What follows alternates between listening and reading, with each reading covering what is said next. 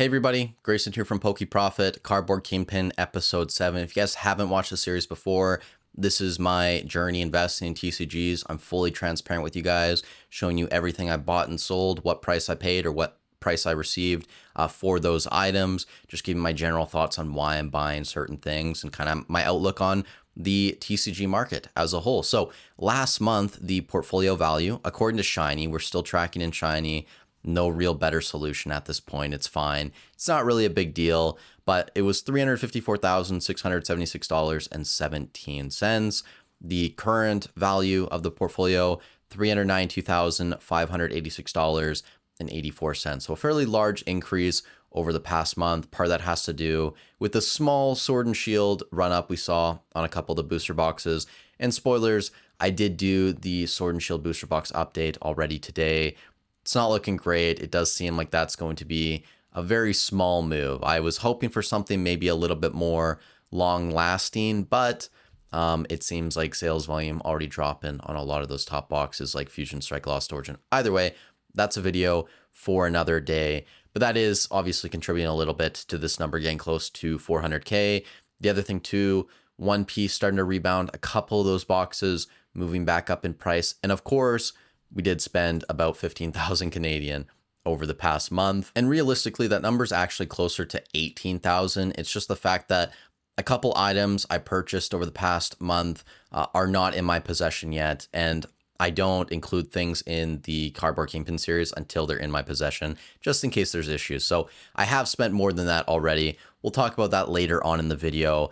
Obviously, the first thing I want to talk about is SPCs, because I picked up 6 of these over the past month. I know a lot of people have messaged me over the past couple days saying that these are coming to Sam's Clubs in the States. So we'll see how much of an effect that has on market price. I am doubtful it's going to have a large impact on market price in Canada. Generally, when you guys get a reprint, we really don't see a pullback here. We'll see what happens there. If these do come down in price and I can get access to these in the 250 range or the 200 range, that would be amazing. I'll probably end up buying some more over the coming months, but you have to think this is going to be a solid time to buy more SPCs. And if we just take a look quickly at TCG Quant and look at some of these UPCs, the Celebrations UPC over $1,200 on its way to $1,400. When you look at the 151 UPC, same deal, now in the 4 digits. Even something like the Charizard Sword and Shield UPC. I mean, this is $550. You have Evolving, some other strong Sword and Shield sets in there. Great promos as well. You have to think that the Prismatic SPC is eventually going to get to these levels too. So I'm definitely picking up a lot of these. I love the product. I think Prismatic as a whole is an S tier investment. I mean, we talked about this yesterday. Top 10 value currently around $3,800, and long-term thesis score on Prismatic is very high. So super bullish on all things Prismatic. The other item from Prismatic that I picked up was actually some more ETBs. If we hop back over to the spreadsheet, I picked up a case, paid a little bit over 2,300 Canadian for it. That comes out to about 1690 USD. And you can see here, that brings my total of Prismatic ETBs up to 112. And buy cost in USD is right around $100. If you were like me, you picked these up basically every restock last year, whether that was in May or November, and you were paying $80 to $90. Absolute no-brainer, right? Building a position in Prismatic like this, under $100 US per ETB, super happy with that. I think in 2030, I'm going to have a very big smile on my face. We'll see though, could be wrong, right? And that's the whole point of doing this series, is to be able to look back on it in a few years, and maybe there will be some good plays in it, some bad plays. It'll definitely be entertainment for you guys. Either way though, when we look at something like the Prismatic ETB, right now, there's a ton of supply on the market. I do think that you don't have to be jumping into these this week, today. Maybe it's a month from now, 6 weeks from now, 8 weeks from now. Keep an eye on supply. We're definitely doing that in TCG Quant. And again, like really not too much to say here. Prismatic, it's a great set, long-term score, very high, even on the ETBs.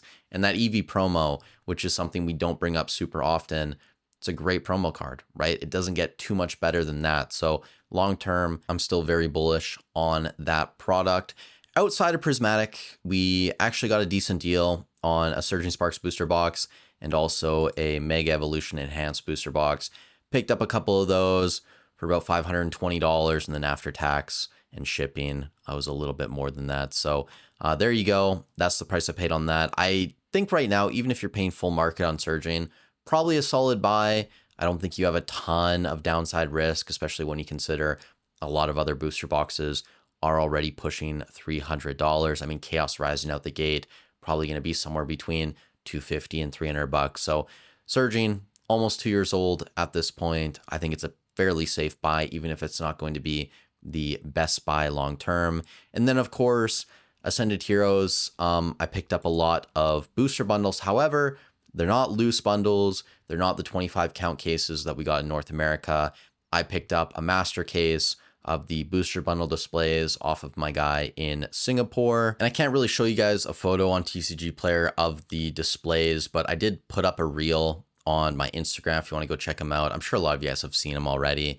They look great. I think it's going to be a cool product, but at the same time, I am contemplating selling a few of them in the short term. A couple of them, of course, I want to hold on to long term, just because it seems like it's probably one of the items for Ascended Heroes. It's also something that we didn't get in North America, only in Europe and Asia. At the same time, though, crazy premium compared to the loose bundles. And with the loose bundles actually running up now to $90, I think they're just going to keep going until we get more Ascended product on the market. The demand for Ascended, even at current levels, is still incredibly high. So I'm not fully sold on what I'm going to do there. If I want to keep all of them, 2 of them, 4 of them. When I do decide, obviously, I will let you guys know. And I paid a little bit under 9,700 Canadian all in. That includes shipping and taxes and everything like that. It's a little bit less than 7,100 US. That's pretty much all I bought this month. Next month, I think it's going to be more of the same. Probably just picking up more Prismatic SPCs, maybe ETBs if I see a deal. There are a couple items I'm contemplating picking up. For example, Black Bolt and White Flare. If we get a reprint of these or a restock of ETBs and they miraculously drop under $100, I'm actually probably going to build a fairly sizable position in both of these now. Both amazing sets, and you guys have probably seen this multiple times over the past week, but I do just want to highlight the value in sets like Black Bolt and White Flare. So White Flare, top 10 value, over $1,500 currently. Total set value, $3,300. When you look at something like Black Bolt, top 10 value, almost $1,800. Total set value getting closer to $3,700. Obviously, that's still far off of something like Ascended Heroes, where top 10 value, almost 6K, total set value, $7,600. I do expect that to probably come down a little bit over time. But when we look at a set like Destined Rivals, I mean, top 10 value, $1,500. If we look at a couple other specialty sets like Paldean Fates, top 10 value here, it's currently over $1,800 with the Bubble Mew going crazy. So a bit lower than Paldean Fates for Black Bolt. White Flare, a decent amount lower, like 20% or so. But still, when you look at total set value, it's outperforming Paldean Fates. And then something like 151, if we do the top 10 value currently, $1,400. White Flare and Black Bolt, both higher than that. And of course, total set value, it's absolutely trouncing 151. So a lot of these specialty sets that people love, and we can throw Crown Zenith in here as well. Top 10 value, $1,400. White Flare, Black Bolt, still higher. Total set value, $2,600. White Flare, Black Bolt, still higher. All of these specialty sets that people would deem A tier or S tier that are $300, $500, $700 an ETB, Black Bolt and White Flare on paper seem like they're set to eventually get to those levels. And even if you take the conservative side of $300, which seems crazy, you have to think within a 5-year window, they're going to get there, and probably a lot faster than that. So if we get a reprint on these, they come down in price, even if it's booster bundles along those lines, I'm going to be picking up a lot of Black Bolt and White Flare. I am a fan of these sets. Obviously, Black Bolt a little bit more than White Flare just because it has a little bit more value up top. But I think overall, you can't really go wrong with either of them. The other thing I want to say in this video too, before we close this out, I did buy a case of Riftbound Origins booster boxes. I've had a couple people ask me about this. They're not in my possession yet. That's why we're not throwing them in the products in column for this update. But next month, they should have arrived by then, and we'll throw them in there. I think I paid a little bit over 900 US for the case. Riftbound right now, Origins in particular, there is a reprint going on. So I paid about 150 a box, TCG Player, $175. We'll see what happens. I mean, a month ago, these were basically 300 bucks. I do think there's potential upside being in a game like Riftbound. It seems like people enjoy playing the actual game. There are, of course, expensive cards. Obviously, a lot of these, though, fairly difficult pull rates, even considered or compared rather to a game like One Piece or Pokemon. So I'm not sure you can look at there being multiple cards over $1,000 and then look at a One Piece set where multiple cards are over $1,000 and be like, hey, these are on par, because I think One Piece pull rates probably going to be a little bit easier for most of the mangas and top hits compared to some of these signature cards. Could be wrong about that. Someone let me know in the comments, but my understanding, it's very difficult to pull these signatures. Either way, though, buying a case for 150 bucks a box when they were $300 a month ago, I think it's fine. Any reprint of Origins after this, I'll probably buy a little bit more, but I will be concerned if Riftbound continues to print Origins month after month after month. Like if we're going into 2027, they're still printing Origins.